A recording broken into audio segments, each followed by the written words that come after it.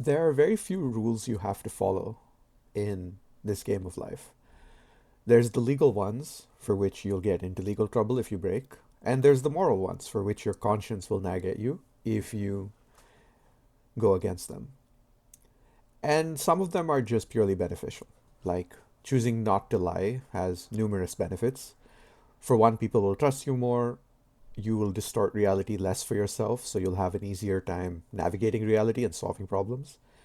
It's much harder to keep two books on reality or more than two rather than just one book on reality, which is what you have when you tell the truth.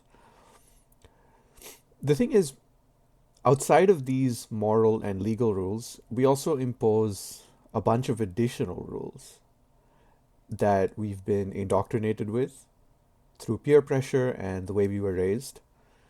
Things like Jante's law, which is well known in the Nordic countries.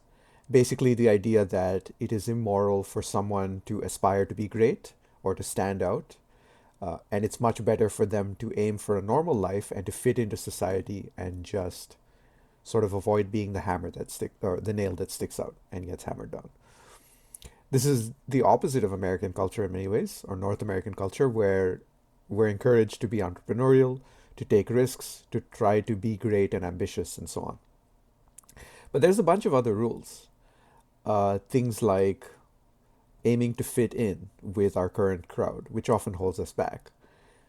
Because if you want to grow as a person, you're likely going to outgrow the people you're currently with.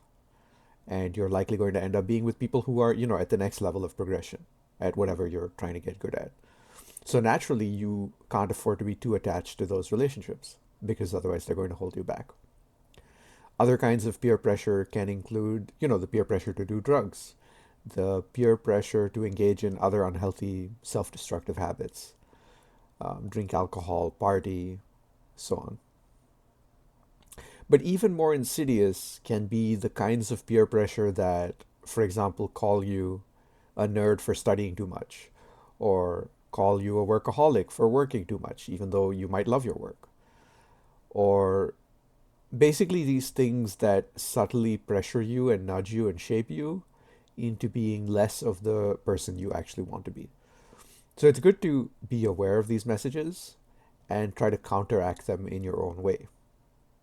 Usually by removing those people from your life or acknowledging the message and then deciding your own true value. Because ultimately, it's your life. It's on you to live it how you like. It doesn't really matter what other people say. You're probably not going to even think about them in a year or two. So why would you give so much stock to what they're saying right now if it doesn't align with what you need? Other than that, I think I've been pondering on just how much work it takes to really be great at something. So each of these little stumbling blocks can be a huge negative multiplier. And in a similar way, if you're sort of raised knowing that you can do it, or say raised with a parent who has already done it, that can be a huge boost. So, in that way, surrounding yourself with people who have already gotten to where you want to go is a great way to stay on track and realize that, oh, this is completely doable. It seemed so hard at the beginning, but I know I can get there.